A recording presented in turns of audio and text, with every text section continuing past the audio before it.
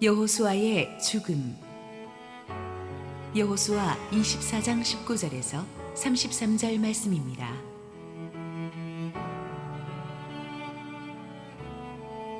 여호수아가 백성에게 이르되 너희가 여호와를 능히 섬기지 못할 것은 그는 거룩하신 하나님이시요 질투하시는 하나님이시니 너희의 잘못과 죄들을 사하지 아니하실 것임이라. 만일 너희가 여호와를 버리고 이방 신들을 섬기면 너희에게 복을 내리신 후에라도 돌이켜 너희에게 재앙을 내리시고 너희를 멸하시리라 하니, 백성이 여호수아에게 말하되 아니니이다 우리가 여호와를 섬기겠나이다 하는지라. 여호수아가 백성에게 이르되 너희가 여호와를 택하고 그를 섬기리라 하였으니 스스로 증인이 되었느니라 하니, 그들이 이르되 우리가 증인이 되었나이다 하더라. 여호수아가 이르되 그러면 이제 너희 중에 있는 이방 신들을 치워버리고 너희의 마음을 이스라엘의 하나님 여호와께로 향하라 하니, 백성이 여호수아에게 말하되 우리 하나님 여호와를 우리가 섬기고 그의 목소리를 우리가 청종하리이다 하는지라. 그날에 여호수아가 세겜에서 백성과 더불어 언약을 맺고 그들을 위하여 율례와 법도를 제정하였더라. 여호수아가 이 모든 말씀을 하나님의 율법책에 기록하고 큰 돌을 가져다가 거기 여호와의 성소 곁에 있는 상수리 나무 아래에 세우고 모든 백성에게 이르되 보라, 이 돌이 우리에게 증거가 되리니 이는 여호와께서 우리에게 하신 모든 말씀을 이 돌이 들었음이니라. 그런즉 너희가 너희 하나님을 부인하지 못하도록 이 돌이 증거가 되리라 하고 백성을 보내어 각기 기업으로 돌아가게 하였더라. 이 일 후에 여호와의 종 눈의 아들 여호수아가 110세에 죽음에 그들이 그를 그의 기업의 경내 딥낫세라에 장사하였으니, 딥낫세라는 에브라임 산지 가스산 북쪽이었더라. 이스라엘이 여호수아가 사는 날 동안과 여호수아 뒤에 생존한 장로들 곧 여호와께서 이스라엘을 위하여 행하신 모든 일을 아는 자들이 사는 날 동안 여호와를 섬겼더라. 또 이스라엘 자손이 애굽에서 가져온 요셉의 뼈를 세겜에 장사하였으니, 이곳은 야곱이 백크시타를 주고 세겜의 아버지 하몰의 자손들에게서 산 밭이라. 그것이 요셉 자손의 기업이 되었더라. 아론의 아들 엘르아살도 죽음에 그들이 그를 그의 아들 비느하스가 에브라임 산지에서 받은 산에 장사하였더라. 할렐루야. 우리 하나님께 감사와 영광의 박수 올려드리겠습니다. 함께 기도하시고 하나님 말씀 보겠습니다. 주님 은혜 감사합니다. 오늘도 하나님의 은혜를 사모합니다. 부족한 죄인은 온전히 주님 뒤에 감추시고 하나님의 말씀만 선포하시옵소서. 예수님 이름으로 기도했습니다. 아멘. 위대한 지도자 여호수아의 시대가 이제 막을 내릴 때가 되었습니다. 우리는 지난주까지 여호수아의 마지막 유언을 함께 묵상했습니다. 여호수아는 하나님께서 그동안 이스라엘과 함께하면서 얼마나 많은 축복을 내려주셨는지를 상기시켜 주었습니다. 아무것도 아닌 이스라엘을 하나님이 선택하시고 약속의 땅으로 인도하시고 모든 위험으로부터 지켜주시고 모든 필요를 채워주시고 모든 적들을 물리쳐 주셨습니다. 그들이 수고하지 않은 것들을 먹게 하셨고 그들이 짓지 아니한 집에 살게 하셨습니다. 그런데 그 많은 은혜를 잊고도 이스라엘 백성들은 약속의 땅에 들어와서 세월이 흐르니까 타락하기 시작했습니다. 겉으로는 하나님을 섬기는 척하지만 뒤로는 세상의 우상도 함께 섬기는 이중성을 보이고 있었습니다. 여호수아는 이제부터는 결단코 그래서는 안 된다고 그들을 영적으로 깨우쳤습니다. 이제는 모든 우상을 버리고 하나님만 사랑하라고 했습니다. 나와 내 집이 앞장서서 그 모범을 보일 것이라고 했습니다. 백성들은 늙은 지도자 여호수아의 생명을 건 이 회개 촉구의 메시지에 충격을 받았습니다. 그래서 자기들도 회개하고 하나님만 섬기겠다는 결단을 합니다. 용장 밑에 약졸이 없다고 나이가 들어서도 변함없는 열정으로 하나님께 충성하는 여호수아의 리더십은 백성들 가슴에 식어있던 영적인 열정을 다시금 불러일으켰습니다. 그런데 여호수아는 백성들이 여호와만 섬기겠다는 그 말을 액면 그대로 받지 않고 한 번 더 강하게 그들의 의지를 확인해 주었습니다. 19절 20절 읽습니다. 여호수아가 백성에게 이르되 너희가 여호와를 능히 섬기지 못할 것은 그는 거룩하신 하나님이시요 질투하시는 하나님이시니 너희의 잘못과 죄들을 사하지 아니하실 것임이라.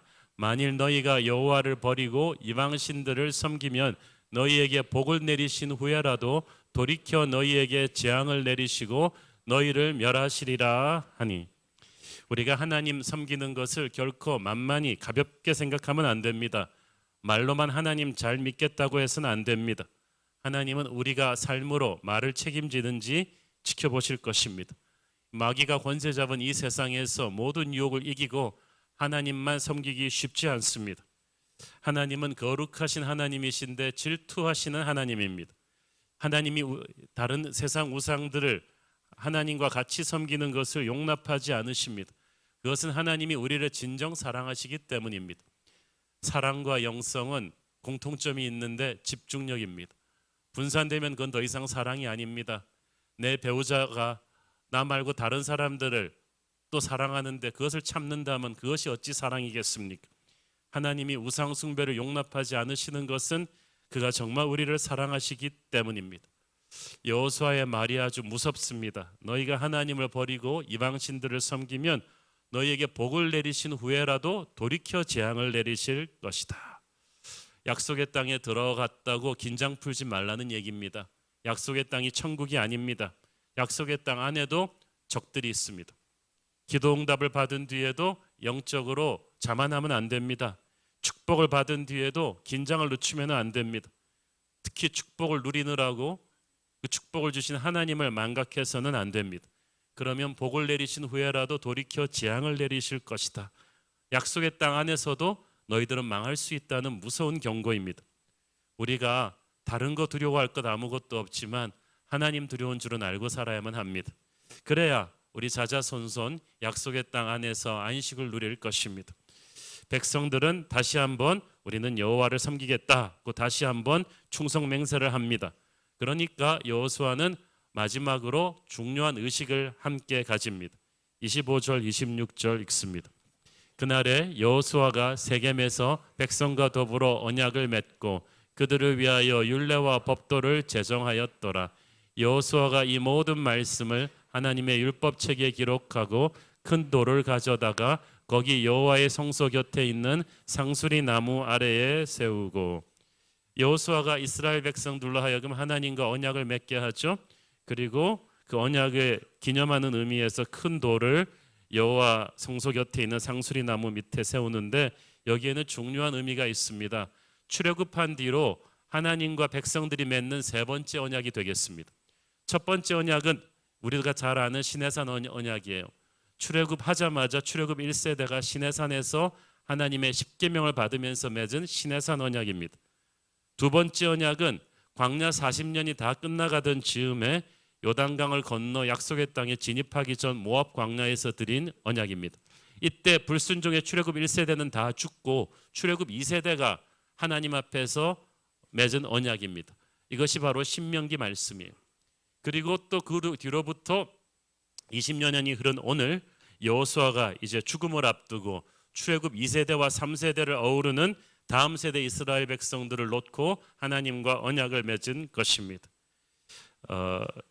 모든 세대가 이렇게 자기 세대의 시대에 하나님과 새롭게 언약을 맺어야 된다는 것이 중요합니다. 우리는 우리 조상의 하나님의 믿음으로 천국 갈 수가 없습니다. 우리는 조상의 믿음에 도전을 받지만 도전받고 우리 자신이 하나님을 만난 고백이 있어야 되는 거예요. 그들은 이 언약의 증거로 큰 돌을 세웠다고 했습니다. 오늘날 우리로 하여금 이 돌 역할을 하는 게 바로 십자가죠. 우리는 항상 세상에서 흐트러진 우리의 마음을 십자가 앞에서 바로잡습니다. 십자가를 볼 때마다 우리는 다시 한번 하나님과 우리의 관계가 얼마나 엄청난 사랑의 관계인지를 재확인하고 우리의 타락한 영성을 바로 잡게 되는 것입니다. 십자가는 늘 우리가 변질되지 말고 순수하게 하나님을 사랑할 것을 우리에게 도전합니다. 여호수아는 이렇게 자신의 인생을 마무리하고 이제 이 땅에서 눈을 감습니다. 백성들은 여호수아의 시신을 그의 영지인 딥나세라에 조용히 묻습니다. 여호수아가 모세의 뒤를 이어서 이스라엘 지도자가 된 것을 학자들은 보통 한 80세 정도로 추정합니다. 그로부터 가나안 정복 전쟁이 끝나는데 한 7년 반 정도 걸리고 점령한 땅들을 안정시켜 가는데 한 17년 18년 정도 걸렸다고 볼 때 여호수아가 110세의 나이로 세상을 떠나기까지 그가 이스라엘의 지도자로 봉사한 세월은 한 30년 정도 되는 것 같습니다. 그러니까 110년 인생에서 80년을 마지막 30년을 위한 준비로 쓴 것입니다.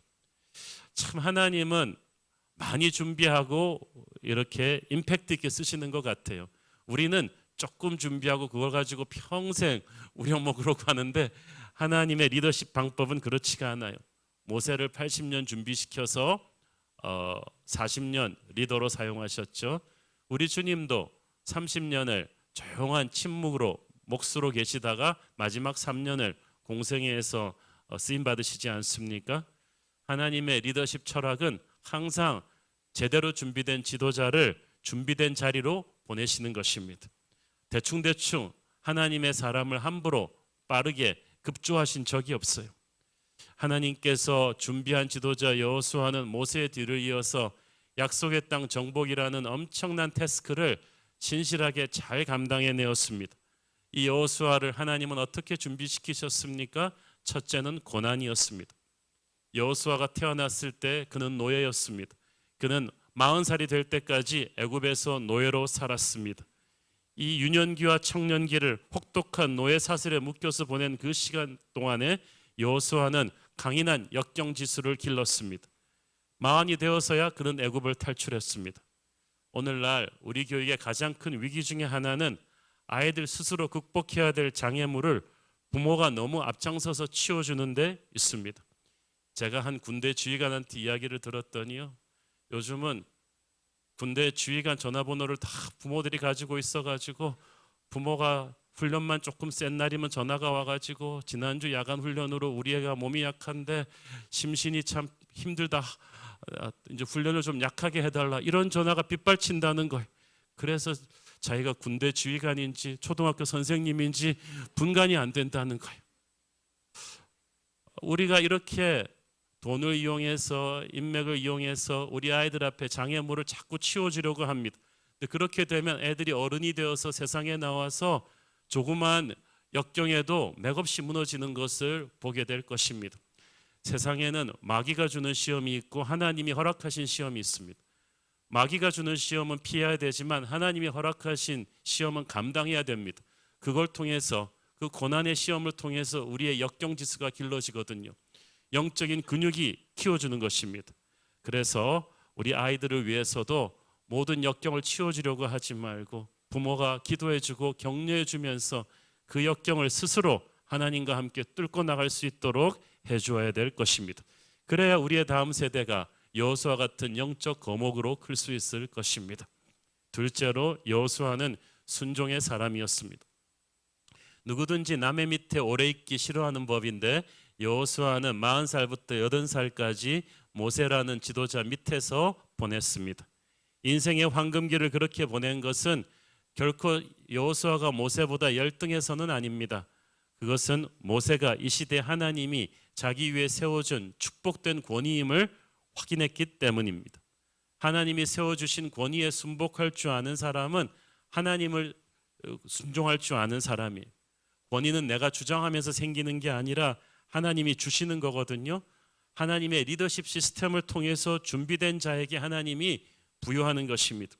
여호수아는 하나님이 세우신 모세의 권위를 순종하는 법을 배웠기 때문에 자기가 나중에 지도자가 되었어도 부하들의 순종을 얻어낼 수 있었습니다. 여러분이 누구 밑에 있을 때 계속 반역의 영으로 들이받으면 나중에 여러분이 지도자가 돼도 여러분도 똑같은 사람한테 들이받칠 것입니다. 자기 위에 세운 하나님의 권위를 존경하고 순종하십시오. 그러면 언젠가 여러분도 지도자가 될 때 사람들의 존경을 받을 것입니다. 그것이 여호수아의 순종의 삶이 우리에게 보여준 교훈이죠. 세 번째로 여호수아는 인내하는 사람이었어요.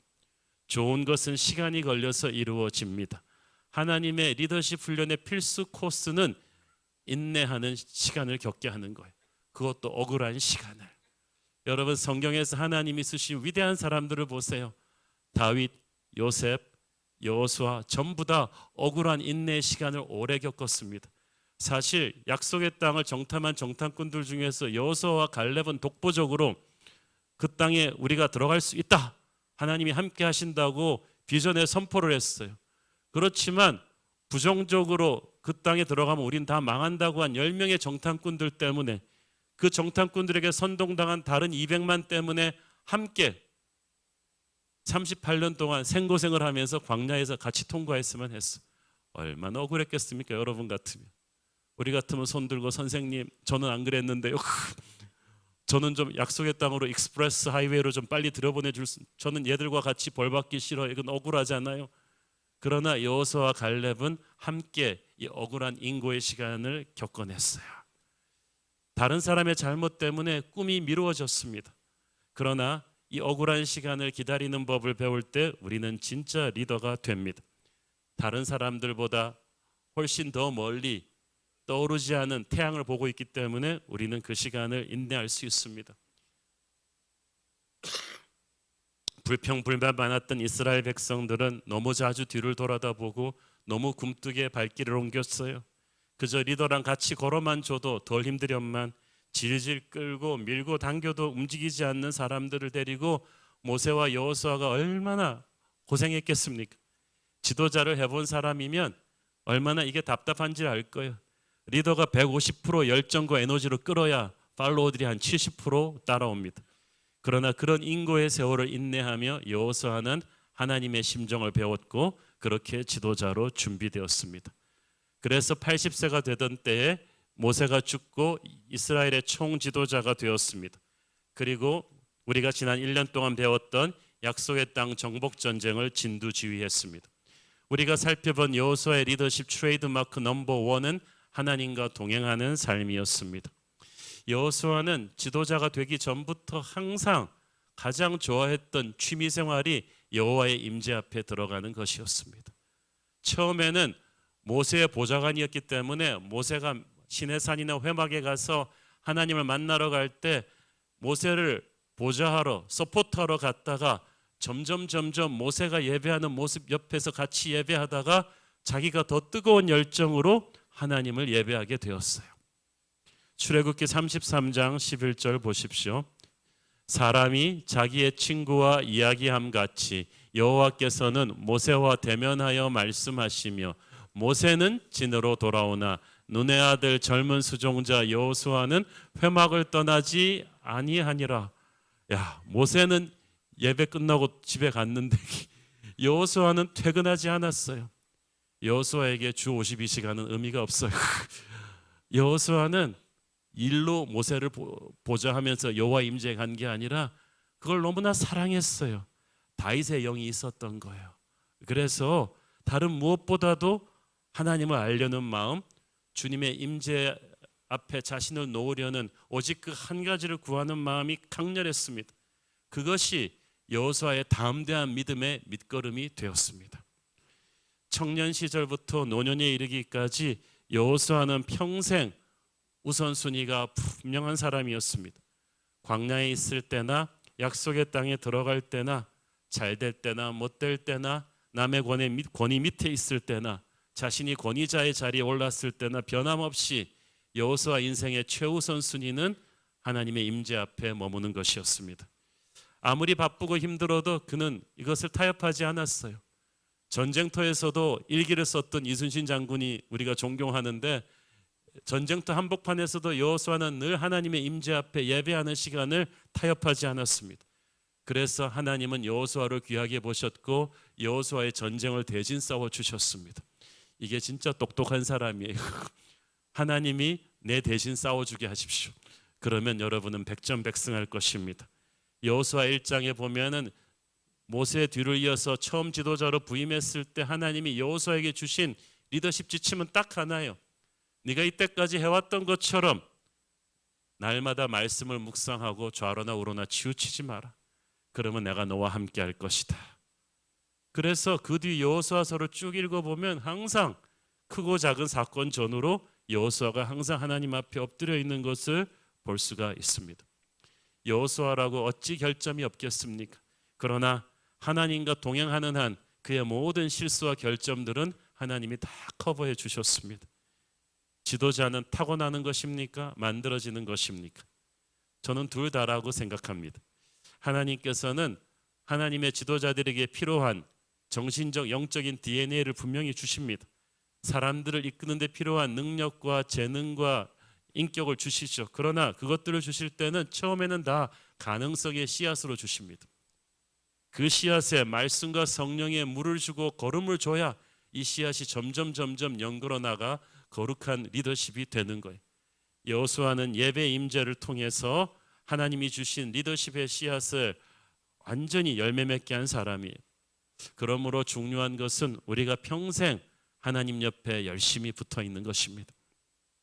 세상의 리더십은 홀로서기를 가르칠지 몰라도 하나님의 리더는 확실한 붙어서기입니다. 하나님께 예배하는 시간은 결코 낭비하는 시간이 아닙니다.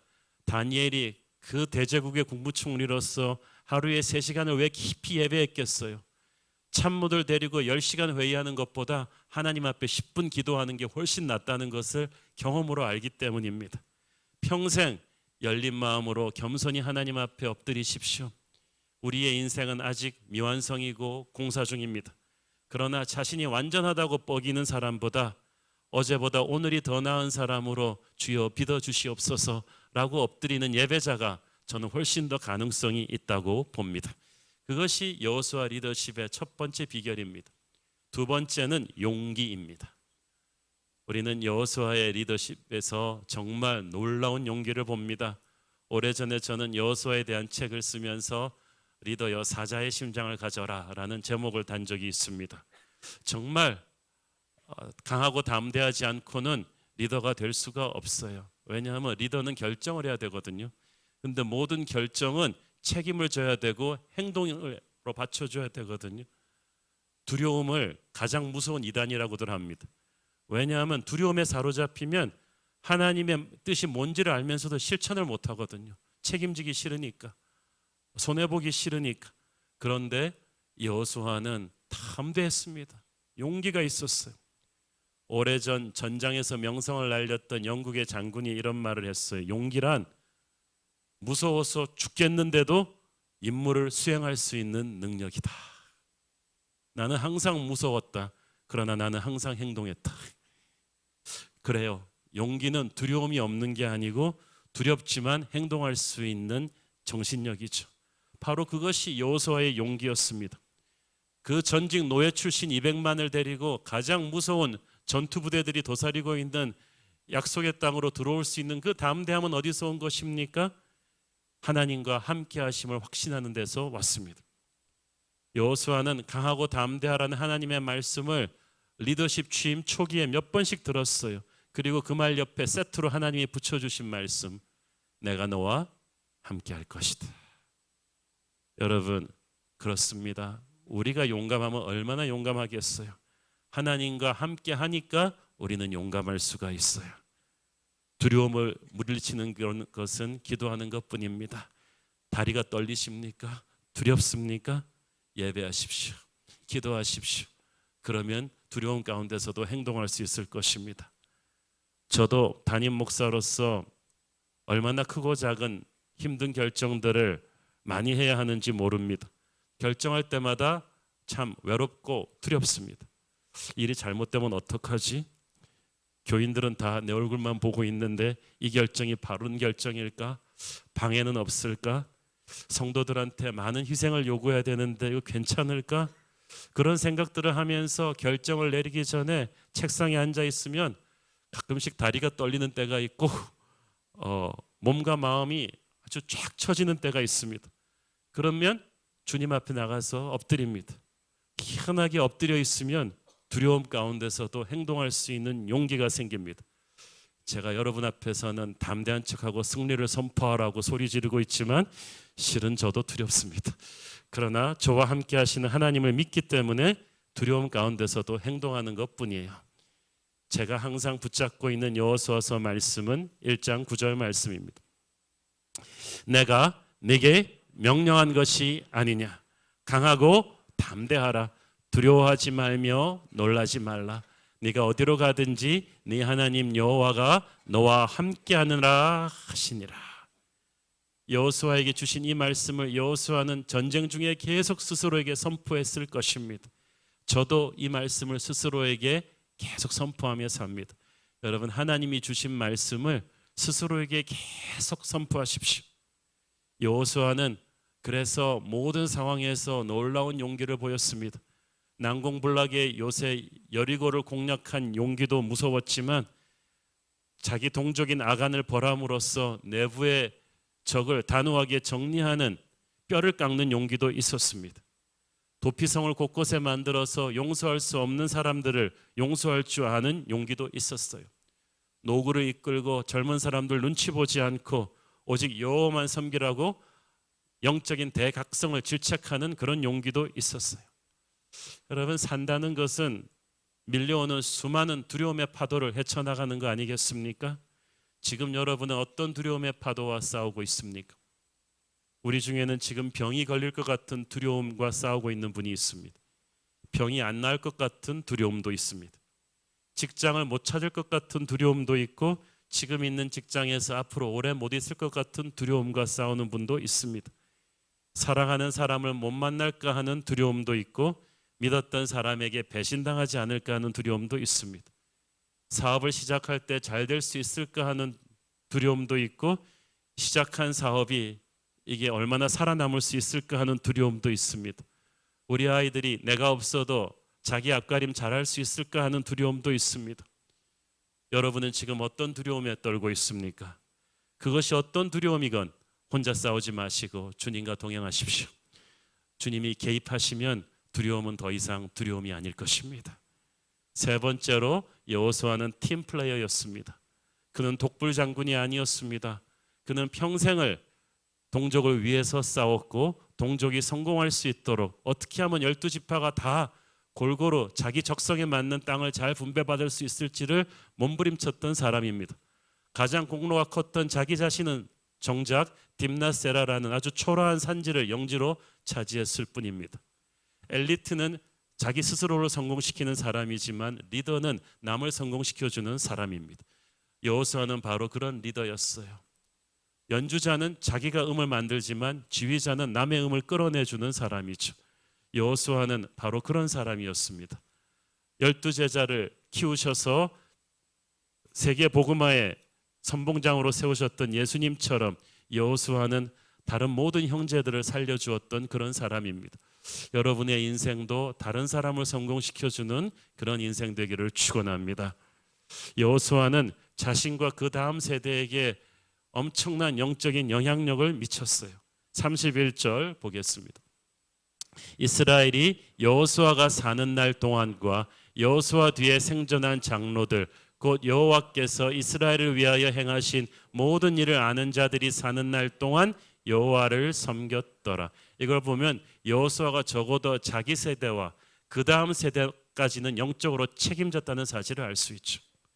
여러분, 우리 모두는 우리가 살고 있는 세대에 대한 영적인 책임감을 하나님께 가집니다. 하나님이 물으실 것입니다. 네가 살고 있는 이 시대에 너는 어떤 영적 영향력을 끼치고 왔느냐? 너와 너희 자녀들은 오직 여호와만 섬겼느냐? 여러분, 우리도 여호수아처럼 적어도 우리의 시대만큼은 부흥의 시대로 만들어야 될 것입니다. 우리와 우리 자녀들의 세대는 부흥의 세대를 살다 갈 수 있도록 그렇게 해야 될 거예요. 여러분, 정말 지도자가 중요합니다. 31절에 보니까 이들 여호수아와 여호수아를 통해 하나님이 하신 일들을 아는 자들이 살아있는 동안 백성들이 하나님을 섬겼다고 돼 있죠. 그 말은 뭐냐면은 이들이 죽고 난 뒤엔 상황이 달라졌다는 뜻이에요. 여호수아와 여호수아를 따랐던 장로들이 죽고 나서는 이스라엘은 다시 우상 숭배로 빠져서 흑암과 혼돈의 300년의 사사 시대가 계속됩니다. 그때부터는 승리하는 약속의 땅이 아니라 절망과 패배가 가득 찬 약속의 땅이 돼버려요. 그러니까 여호수아 같은 영적 지도자가 그 시대에 함께 있느냐 없느냐가 그 시대의 영적인 색깔을 결정하는 거예요. 얼마나 중요한지 몰라요. 그래서 항상 우리 시대에 좋은 영적 지도자들이 태어나도록 우리는 기도해야만 합니다. 모세와 여호수아는 둘 다 예수님을 예표하는 인물입니다. 모세가 백성들을 죄의 땅 애굽에서 이끌어냈듯이 예수님이 우리를 죄의 사슬에서 구해내셨죠. 여호수아가 백성들을 약속의 땅으로 데리고 들어갔듯이 예수님께서는 우리를 하나님의 나라로 인도하십니다. 이제 모세와 여호수아를 통해 일하셨던 주님께서 저와 여러분을 통해서 일하기를 원하십니다. 우리도 평생 살면서 우리가 만나는 사람들을 죄에서 구원하고 그들을 약속의 땅으로 데려가는 하나님의 브릿지가 되기 위해서 그렇게 살아야 될 줄로 믿습니다. 여호수아서 마지막에 요셉 이야기가 나옵니다. 갑자기 여호수아 마지막을 왜 요셉으로 끝낼까? 이유가 있죠. 32절 읽습니다. 또 이스라엘 자손이 애굽에서 가져온 요셉의 뼈를 세겜에 장사하였으니 이곳은 야곱이 백크시타를 주고 세겜의 아버지 하몰의 자손들에게서 산 밭이라 그것이 요셉 자손의 기업이 되었더라. 왜 새삼스럽게 여호수아 장사 지내고 나서 요셉의 뼈를 장사 지낸 이야기를 하냐 하면 이 요셉과 여호수아가 하나님의 거대한 구속사 드라마에서 중요한 역할을 하기 때문이에요. 아시다시피 야곱 일족이 애굽으로 가게 된 것은 애굽 국무총리였던 요셉이 이민 초대장을 발송했기 때문이에요. 그래가지고 70명이 애굽으로 이민 가서 400년 뒤에 200만이 돼서 나오잖아요. 그런데 요셉이 애굽의 총리로 애굽에서 가장 성공한 사람으로 죽었지만 그는 자신의 사명이 거기가 끝이 아니라는 걸 알았어요. 그래서 유언을 남깁니다. 언젠가 하나님께서 이스라엘 백성들을 크게 만들어서 약속의 땅으로 데려가실 때 반드시 나의 뼈를 가지고 가서 약속의 땅에 묻어라. 그것은 요셉이 알았던 거예요. 세상 제국의 화려함이 있다 할지라도 그곳은 사명의 자리지 자기가 묻힐 곳은 아니라는 것을. 그래서 그 요셉의 뼈가 고이 보관되었다가 출애굽할 때 이스라엘 자손들이 모시고 나왔어요. 그래서 40년 광야 생활하면서도 요셉의 뼈를 항상 그들은 소중히 보관했고 가나안 정복 전쟁 기간 동안에도 전쟁통에도 그 뼈를 소중하게 간직했어요. 그 요셉의 뼈를 볼 때마다 그들은 뭘 생각했습니까? 하나님의 약속을 생각한 거예요. 하나님이 주신 비전을 붙잡은 거예요. 그리고 마침내 여호수아의 죽음과 함께 요셉의 뼈도 자기의 조상들이 묻혔던 세겜 땅에 묻힙니다. 그래서 출애굽과 가나안 땅 정복의 긴 여정이 마무리됩니다. 요셉을 통해서 요셉이 굳게 붙들었던 하나님의 약속이 여호수아를 통해서 마무리가 된 거예요. 그래서 그 희한하게 요셉도 여호수아도 다 110세의 세상을 떠났어요. 요셉의 비전은 애굽 총리가 되는 게 아니라 자신의 백성들이 약속의 땅으로 돌아올 수 있게 하는 그 가이딩 라이트, 그 등대가 되는 거였어요. 그 비전이 500년이 지나 여호수아를 통해 이루어졌어요. 하나님은 요셉을 통해 약속하신 것을 여호수아를 통해서 이루셨습니다. 우리는 각자의 시대에 우리가 맡아야 될 영적인 역할이 있는 거예요. 그 역할을 잘 감당하면 우리는 하늘나라 가서 하나님의 거대한 큰 그림 자체를 보게 될 것입니다. 이제 여호수아서 설교를 마무리하면서 제가 이 여호수아라는 인물을 보면서 조금 개인적으로 생각나는 스토리가 있어서 그것을 나누고 싶습니다. 미국에 지금도 생존해 계시지만 한 90세쯤 되셨을 거예요. 지금은 미국에서 20세기에 가장 큰 영향력을 끼친 설교자 중에 워렌 위어스비 목사님이라는 분이 있습니다. 그의 성경적인 설교와 라디오 방송과 성경 주석들은 전 세계 목회자들의 설교 교과서와도 같았습니다. 이동원 목사님도 저도 신학생 시절에 굉장히 많이 읽었어요. 그렇게 성경을 재미있고 뛰어나게 잘 가르치는 분은 없었어요. 평생을 그렇게 수많은 전 세계 목회자들에게 영향을 끼친 그분이 은퇴하실 때 누가 물었습니다. 어떻게 박사님은 한 번의 스캔들도 없이 평생 동안 그렇게 많은 목회자들에게 감동을 주는 세계적인 바이블 티처로서 성경 교사로 영향력 있는 삶을 살 수 있었습니까? 당신의 롤 모델은 누구입니까? 그랬더니 오레미 요스비는 여호수아죠. 어떻게 여호수아가 되었습니까? 제가 신학교가 졸업할 때에 어떤 노교수 한 분이 여호수아서 3장 5절 말씀을 갖고 설교해 주셨는데 저는 그 말씀을 가슴에 새겼습니다. 3장 5절 말씀을 우리 같이 보겠습니다. 시작. 여호수아가 또 백성에게 이르되 너희는 자신을 성결하게 하라. 여호와께서 내일 너희 가운데 기이한 일들을 행하시리라. 그래서 그 교수님이 그랬다는 거예요. 젊은 목회자 여러분 오늘 여러분이 하나님 앞에서 스스로를 성결하게 하면 여러분의 내일은 하나님이 기적을 주실 것입니다. 오늘 여러분이 여호수아처럼 하나님 앞에 거룩한 사람, 주님과 동행하는 사람이 된다면 여러분의 내일은 아주 멋지고 놀라운 일이 될 것입니다. 여호수아서 3장 5절 말씀이 어디 나온 말씀인지 아시죠? 요단강 갈라지기 직전에 주신 말씀이에요. 여러분이 인생의 첩첩산중 같은 장애물 요단강이 갈라지기를 원하십니까? 오늘 하나님 앞에서 자신을 성결하게 하십시오. 오늘 예배자로 서겠다는 결단을 하십시오. 우상을 끊어버리고 오직 하나님의 임재 앞에 나를 내려놓는 여호수아의 결단을 오늘 하십시오. 그러면 여러분의 내일은 아주 놀랍고 멋진 것이 될 줄로 믿습니다. 기도하겠습니다. 주님 은혜를 감사합니다. 우리가 영적 거인 여호수아의 삶을 1년 동안 공부했는데 정말 그 무엇보다도 주님의 임재 앞에 예배하는 것을 최우선 순위로 두었던 그에게 하나님이 다른 모든 것을 더하신 것을 봅니다. 오늘 우리도 여호수아처럼 결단하고 자신을 하나님 앞에 성결하게 하기를 원합니다. 그러면 우리의 내일은 하나님의 기적을 체험하는 날이 될 줄로 믿습니다. 예수님 이름으로 기도했습니다. 아멘.